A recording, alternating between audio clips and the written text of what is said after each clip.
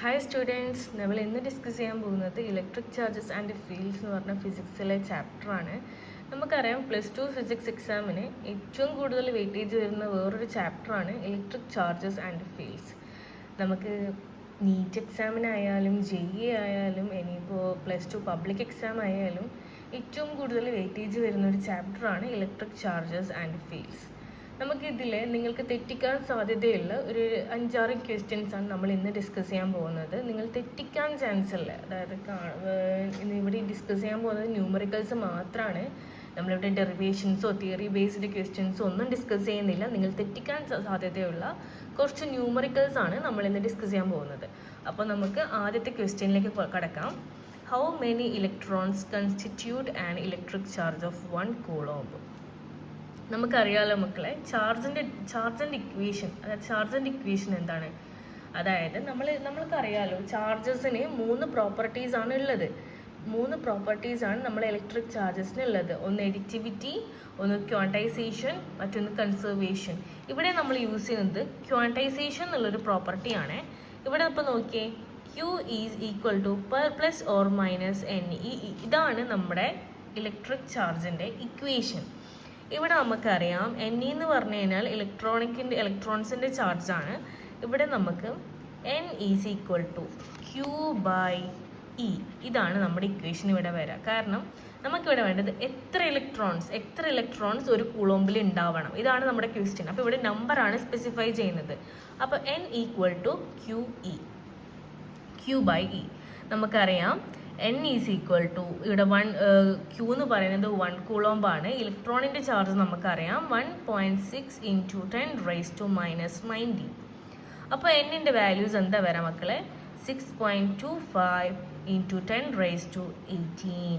ഈ ഒരു വാല്യൂ നമ്മൾ ബൈ ഹാർട്ട് പഠിച്ചിട്ടുണ്ടെങ്കിൽ നമുക്ക് ഭയങ്കര ഹെൽപ്ഫുൾ ആയിരിക്കും നമ്മുടെ പബ്ലിക് എക്സാമിന്. കാരണം നമുക്കിപ്പോൾ how many electrons constitute in electric charge of 18 coulomb എന്ന് വരുന്നു. അങ്ങനെയാണെങ്കിൽ നമുക്ക് ഈ N18 കൂളോംബ് എന്ന് പറയുമ്പോൾ N ഈസ് ഈക്വൽ ടു 6.25 × 10⁻18. ഈ Qക്ക് പകരം 18 സബ്സ്റ്റിറ്റ്യൂട്ട് ചെയ്യേണ്ട ഒരാവശ്യം മാത്രമേ ഉള്ളൂ. ഓക്കെ, നമ്മൾ രണ്ടാമത്തെ ക്വസ്റ്റ്യൻ വരുന്നത് +4 and +E are 2 charges separated by a distance A. അപ്പോൾ നമുക്ക് ഇതിൻ്റെ ഫിഗർ ഒന്ന് വരച്ച് നോക്കിയാലോ. +4 ഇവിടെ +E separated by a distance A, where should be a third charge Q is placed so that it is in equilibrium. Equilibrium എന്താ മക്കളെ? Equilibrium എന്ന് പറഞ്ഞു കഴിഞ്ഞാൽ എന്താ മക്കളെ? Equilibrium എന്ന് പറഞ്ഞു കഴിഞ്ഞാൽ നമ്മുടെ ഈ Q എക്സ്പീരിയൻസ് ചെയ്യുന്നത് നോ ചാർജ് ആയിരിക്കണം. Q എക്സ്പീരിയൻസ് ചെയ്യുന്നത് നോ ചാർജ് ആയിരിക്കണം. ഇതിനാണ് നമ്മൾ ഇക്വിലിബ്രിയം എന്ന് പറയുന്നത്. അപ്പോൾ നമ്മളിവിടെ +4ൻ്റെയും +Eൻ്റെയും നടുക്ക് നമ്മളൊരു ഇക്വിലിബ്രിയം, ഒരു Q എന്നുള്ള ഒരു ചാർജ് കൊണ്ടുവെക്കുകയാണെങ്കിൽ ഈ Q എവിടെയാണോ 0 ചാർജ് എക്സ്പീരിയൻസ് ചെയ്യുക അവിടെയാണ് നമ്മളെ ഇക്വിലിബ്രിയം എന്ന് പറയുന്നത്. അപ്പോൾ നമുക്കറിയാം മക്കളെ, ഇതിനൊരു ഇക്വേഷൻ ഉണ്ട്. നമുക്ക് ആദ്യം ഈ ഫോഴ്സ് ഇവിടെയാണ് നമ്മളെ Q നമ്മളിവിടെ കൊണ്ടുവെക്കുന്നുണ്ടെന്ന് വിചാരിക്കുക. നമ്മൾ ഇവിടെ ഒരു Q എന്നുള്ള ഒരു ചാർജ് ഇവിടെ കൊണ്ടുവെക്കുന്നു. അപ്പോൾ നമ്മൾ ഇവിടുത്തെ ഡിസ്റ്റൻസ് നമുക്ക് x ആയിട്ട് എടുക്കാം. ഇവിടുത്തെ ഡിസ്റ്റൻസ് നമുക്ക് A - x ആയിട്ടല്ലേ വരുക, ഇങ്ങനെ എടുക്കാം. ഇനി നമുക്ക് നോക്കേണ്ടത് ഈ force HQ due to +4E. ഈ +4E ഈ Qയിലുണ്ടാക്കുന്ന എത്ര ഫോഴ്സ് ആണ് നമുക്ക് നോക്കാം. ഇതിനെ നമുക്ക് F1 എന്ന് വിളിക്കാം. എന്താ മക്കളെ ഫോഴ്സിൻ്റെ equation? 1/4πε0 +4E × Q divided by x². ഇവിടെ ഡിസ്റ്റൻസ് നമ്മൾ x ആയിട്ടാണ് എടുത്തിട്ടുള്ളത്. ഇനി നമുക്ക് force HQ due to +E കൂടി കാൽക്കുലേറ്റ് ചെയ്യാം. ഇതിൻ്റെ ഇക്വേഷൻ എന്താ പറയുക? നമുക്ക് ഇതിനെ F2 എന്ന് വിളിക്കാം. F2 equal to 1/4πε0 × E × Q by A - x². അപ്പോൾ നമ്മൾ ഒരു ചാർജ് 0 ആയിരിക്കണമെങ്കിൽ ഇത് രണ്ടും കട്ട് ചെയ്ത് പോകണം. അപ്പോൾ F1 ഈക്വൽ ടു F2 ആകുന്ന സ്ഥലത്താണ് നമ്മുടെ ചാർജ് എന്ത് ചെയ്യുക? 0 ആയിട്ട് പോവുക. അവിടെയാണ് നമുക്ക് ഇക്വിലിബ്രിയം വരുന്നത്. അപ്പോൾ നമുക്ക് സബ്സ്റ്റിറ്റ്യൂട്ട് ചെയ്യാം. 1/4πε0 plus 4eq divided by x square equal to 1/4πε0 plus eq divided by a minus x whole square. നമുക്ക് ഇത് രണ്ടും കട്ട് ചെയ്ത് പോവാം. ഇത് രണ്ട് കോമൺ ആയിട്ട് വരുന്നത് കട്ട് ചെയ്ത് പോവാം. ഇ ക്യൂ കട്ട് ചെയ്ത് പോവാം. പിന്നെ നമുക്ക് വരുന്നത് 4/x² equal to 1/a minus x whole square. നമുക്കിത് എല്ലാത്തിൻ്റെയും റൂട്ട് കണ്ടുപിടിച്ചുകൂടി. നമുക്ക് 2/x equal to 1/a minus X എന്നുള്ള ഫോമിലേക്ക് നമുക്ക് വന്നില്ലേ. ഇനി 2a minus 2x equal to X എന്നുള്ള രീതിയിലേക്ക് നമുക്ക് മാറി. അപ്പോൾ എന്താ മക്കളെ വരാ? 2a ഈക്വൽ ടു 3x എന്ന് വരും. അപ്പോൾ x ഈക്വൽ ടു 2a/3. ഇതാണ് നമ്മുടെ ആൻസർ. ഈ 2a/3 എന്നുള്ള പൊസിഷനിലേക്ക് നമ്മുടെ ക്യൂ കൊണ്ടുവച്ച് കഴിഞ്ഞാൽ ക്യൂ ഇക്വിലിബ്രിയം പൊസിഷനിലേക്ക് എത്തും. ഓക്കെ, നമ്മുടെ നെക്സ്റ്റ് ക്വസ്റ്റ്യൻ നമ്മൾ നേരത്തെ ചെയ്ത ക്വസ്റ്റ്യനിൻ്റെ അതേ ഒരു മോഡൽ തന്നെയാണ്. ഇതൊക്കെ നിങ്ങൾ തെറ്റിക്കാൻ സാധ്യതയുള്ള ക്വസ്റ്റ്യൻസിൽ വരുന്നത് കൊണ്ടാണ് ഞാൻ ഇതിൻ്റെ വേറൊരു എക്സാമ്പിൾ കൂടി എഴുതി കാണിച്ചു തരുന്നത്. 2 charges 1 microcoulomb and 4 microcoulomb are separated by a distance of 10 centimeter. Find a point along the line joining the two where another charge when placed experienced no force. എന്താ മക്കൾ ഇതിൻ്റെ അർത്ഥം? ഇതിൻ്റെ അർത്ഥം വരുന്നത് നമ്മൾ നേരത്തെ ചെയ്ത അതേ ക്വസ്റ്റ്യൻ തന്നെയാണ്, ഇക്വിലിബ്രിയം. വേർ നോ ഫോഴ്സ് എന്ന് പറഞ്ഞു കഴിഞ്ഞാൽ അതിൻ്റെ അർത്ഥം ഇക്വിലിബ്രിയം. അത് തന്നെയാണ് ഇവിടെ മീൻ ചെയ്യുന്നത്. നമുക്ക് ആദ്യം ഇതിൻ്റെ ഫിഗർ വരക്കാം. 1 microcoulomb ഇവിടെയും 4 microcoulomb ഇവിടെയും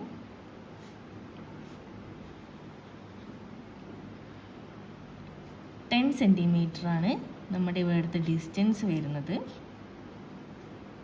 നമ്മളിവിടെ ക്യൂ എന്നുള്ളൊരു ചാർജ് കൊണ്ട് വെച്ച് കഴിഞ്ഞ് കഴിഞ്ഞാൽ ഇവിടെ നമുക്ക് എക്സ് ആയിട്ട് എടുക്കാം, ഇവിടെ നമുക്ക് 10 മൈനസ് എക്സ് ആയിട്ട് എടുക്കാം. നമ്മൾ ആൻസർ എഴുതുമ്പോൾ ഈ ഫിഗർ എപ്പോഴും നമ്മൾ വരച്ച് വെക്കാൻ ശ്രദ്ധിക്കുക. കാരണം അങ്ങനെയാണെങ്കിൽ നമുക്ക് ആൻസർ തെറ്റിക്കഴിഞ്ഞാൽ ഫിഗറിൻ്റെ മാർക്ക് നമുക്ക് കിട്ടും.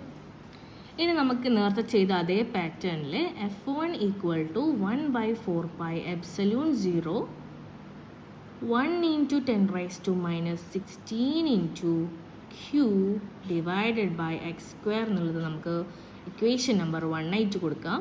ഇനി F2 equal to 1/4πε0 4 × 10⁻⁻16 into Q by x² അല്ല, ഇവിടെ 10 മൈനസ് എക്സ് ഹോൾ സ്ക്വയർ ആയിട്ട് കൊടുക്കാം. ഇത് രണ്ടാമത്തെ ഇക്വേഷൻ ആയിട്ട് എടുക്കാം. ഇനി നമുക്ക് ഈ 1ഉം 2ഉം ഇക്വേറ്റ് ചെയ്യണം. നമുക്കറിയാം നോ ഫോഴ്സ് വരുന്നത് എപ്പോഴാണ്?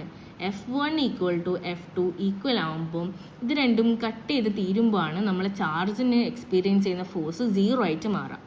അപ്പോൾ F1 ഈക്വൽ ടു F2 നമുക്ക് ഇക്വേറ്റ് ചെയ്യാം.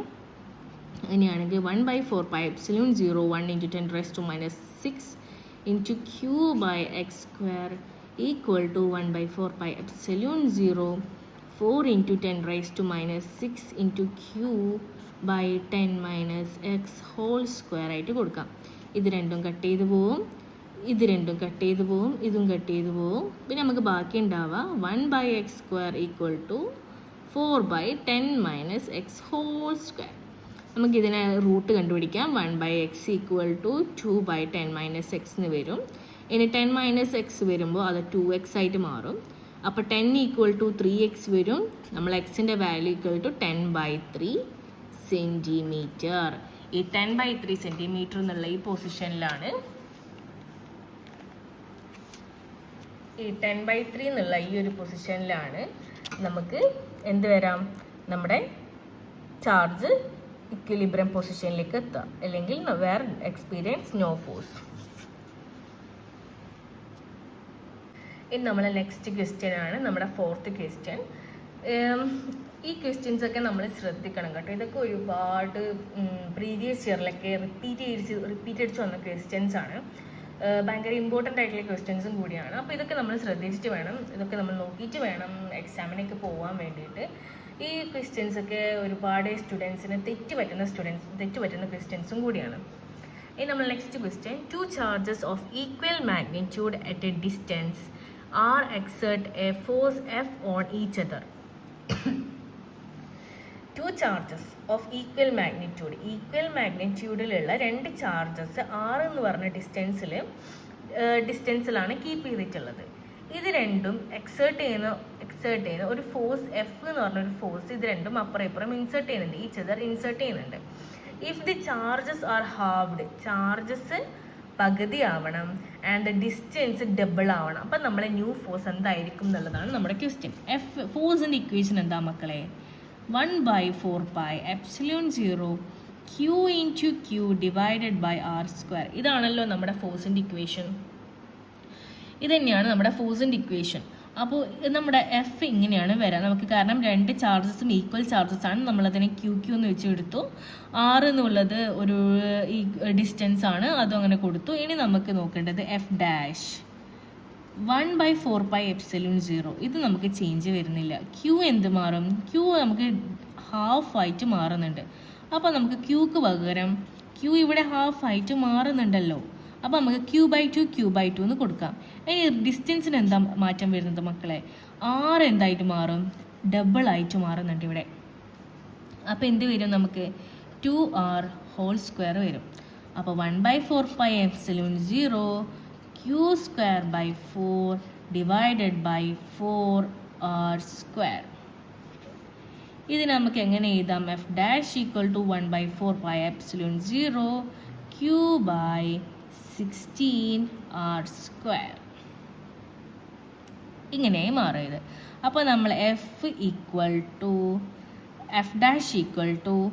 F/16 എന്നുള്ള രീതിയിൽ നമുക്ക് കൊടുക്കാം.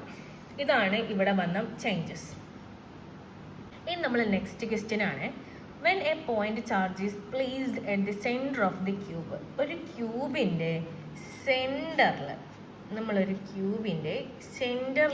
നമ്മളൊരു Q എന്നുള്ളൊരു ചാർജ് വെച്ചിട്ടുള്ളത്. When a point charge is placed at the centre of the cube, what is the flux through the cube? എന്താ മക്കളെ ഫ്ലെക്സിൻ്റെ ഇക്വേഷൻ?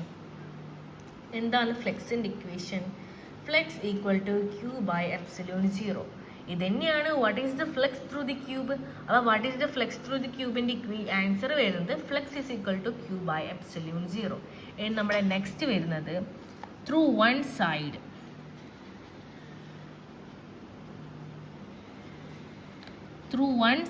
ആണ് നമ്മുടെ ക്വസ്റ്റ്യൻ. അപ്പോൾ നമ്മളെ ക്യൂബിന് 6 സൈഡ്സ് ആണല്ലേ ഉള്ളത്. അപ്പോൾ 5 എങ്ങനെയായിട്ട് മാറും? നമ്മളെ ഫ്ലെക്സ് എങ്ങനെയായിട്ട് മാറും? Q/6ε0. ഇത് തന്നെയാണ് നമ്മുടെ ആൻസറും. ഇത് നമുക്ക് 3 മാർക്കിനൊക്കെ ചോദിക്കുന്ന ഒരു ക്വസ്റ്റ്യൻ ആണ്. പക്ഷേങ്കിൽ നമ്മളെ പിള്ളേർക്ക് എപ്പോഴും തെറ്റ് പറ്റുന്ന ഒരു ക്വസ്റ്റ്യനും കൂടിയാണ്. ഭയങ്കര സിമ്പിളായിട്ടുള്ള ക്വസ്റ്റ്യൻ ആണ്. ഒരുപാട് തവണ റിപ്പീറ്റ് അടിച്ച് വരുന്ന ക്വസ്റ്റ്യനും കൂടിയാണ്. ഇനി നമ്മൾ നെക്സ്റ്റ് ക്വസ്റ്റ്യൻ വരുന്നത് an infinite line charge produces a field of 9 × 10⁴ Newton by Coulomb at a distance of 2 meter. Calculate linear charge density. ഇവിടെ ഒരു ഇൻഫിനിറ്റ് ചാർജ്, അതായത് ഒരു ഇൻഫിനിറ്റ് ലൈൻ ചാർജ് പ്രൊഡ്യൂസ് ചെയ്യുന്ന ഒരു ഫീൽഡാണ് 9 × 10⁴ Newton by Coulomb. ഒരു distance വരുന്നത് 2 മീറ്റർ ആണ്. അപ്പോൾ നമുക്ക് ഇവിടെ കണ്ടുപിടിക്കുന്നത് ലീനിയർ ചാർജ് ഡെൻസിറ്റിയാണ്. ലീനിയർ ചാർജ് ഡെൻസിറ്റി എന്താ മക്കളെ? ലാംഡ. ലീനിയർ ചാർജ് ഡെൻസിറ്റി എന്ന് പറഞ്ഞാൽ ലാംഡയാണ്. നമുക്കിവിടെ ലാംഡയാണ് കണ്ടുപിടിക്കേണ്ടത്. അപ്പോൾ നമുക്കിവിടെ എന്തൊക്കെ ഫീൽഡ് നമുക്ക് തന്നിട്ടില്ലേ നോക്കാം. ഇലക്ട്രിക് ഫീൽഡ് നമുക്ക് തന്നിട്ടുണ്ട് അല്ലേ? 9 × 10⁴ Newton by Coulomb നമുക്ക് തന്നിട്ടുണ്ട്. ഇനി ഡിസ്റ്റൻസ് തന്നിട്ടുണ്ട്, അത് 2 മീറ്റർ ആണ്. നമുക്ക് ഈൻ്റെ ഇക്വേഷൻ എന്താ? ഇലക്ട്രിക് ഫീൽഡിൻ്റെ ഇക്വേഷൻ എന്താ? ലീനിയർ ചാർജ് ഡെൻസിറ്റി ആയിട്ട് കമ്പയർ ചെയ്തിട്ടുള്ളത് λ/2πε0r. ഇതാണ് മക്കളെ നമ്മുടെ ഇക്വേഷൻ. നമ്മളിനി വലിയ കാൽക്കുലേറ്ററൊക്കെ എടുത്തിട്ട് ഇതിനെങ്ങനെ കൂട്ടി സമയം കളയേണ്ട ആവശ്യമില്ല. നമുക്കിത് പെട്ടെന്ന് തന്നെ കണ്ടുപിടിക്കാൻ പറ്റുന്ന ഒരു ക്വസ്റ്റ്യൻ ആണ്. പെട്ടെന്ന് തന്നെ എത്തിപ്പെടാൻ പറ്റുന്ന ഒരു ആൻസർ ആണ് ഇതിൽ. അപ്പോൾ നമുക്ക് ഇവിടെ നമുക്ക് ഡിനോമിനേറ്ററിലും ന്യൂമിനേറ്ററിലും ഇൻറ്റു 2/2 ആയിട്ട് നമുക്ക് മൾട്ടിപ്ലൈ ചെയ്യാം. അപ്പോൾ നമ്മൾ ആൻസർ എന്താ വരാം? 2λ × 4πε0r. ഇങ്ങനെ വന്നില്ലേ മക്കളെ? നമുക്കിതിങ്ങനെ മാറ്റി എഴുതാം. 1/4πε0 2λ/r എന്നൊക്കെ നമുക്ക് എഴുതിക്കൂടി ഇത്. അപ്പോൾ നമുക്കറിയാം E എന്ന് പറയുന്നത് നമ്മളെ വാല്യൂ 9 × 10⁻⁴ ആണ്. 1/4πε0ൻ്റെ വാല്യൂ എന്താ മക്കളെ? 1/4πε0ൻ്റെ വാല്യൂ എന്താ മക്കളെ? വേറെ ഒന്നുമില്ല, നമ്മളിത് ബൈ ഹാർട്ട് പഠിക്കേണ്ട വാല്യൂ ആണ്. 9 × 10⁻9 ആണ് വരുന്നത്. 9 × 10⁻9 × 2λ. നമ്മളെ r ഇവിടെ വരുന്നത് 2 ആണ്. 2 കട്ട് ചെയ്ത് പോയി, ഇതും കട്ട് ചെയ്ത് പോയി. നമുക്ക് പിന്നെ വരുന്നത് λ = 10⁻⁵ കൂളോം/മീറ്റർ. ഇതാണ് നമ്മുടെ വാല്യൂ വരുന്നത്. λ = 10⁻⁵ കൂളോം/മീറ്റർ. ഇതൊക്കെ ഇത്രയും ക്വസ്റ്റ്യൻസ് ആണ് നമ്മളിന്ന് ഡിസ്കസ് ചെയ്തിട്ടുള്ളത്. ഇതൊക്കെ കാണാൻ ഭയങ്കര സിമ്പിളാണെങ്കിലും നമ്മൾ സ്റ്റുഡൻസ് പലപ്പോഴും എക്സാം ഷീറ്റിൽ തെറ്റിക്കുന്ന ഒരു ക്വസ്റ്റ്യൻ മോഡലാണ്. അപ്പോൾ ഇതൊക്കെ നല്ല രീതിയിൽ നോക്കിയിട്ട് എക്സാമിലേക്ക് പോവുക. അപ്പോൾ എല്ലാവർക്കും ഓൾ ദി ബെസ്റ്റ്.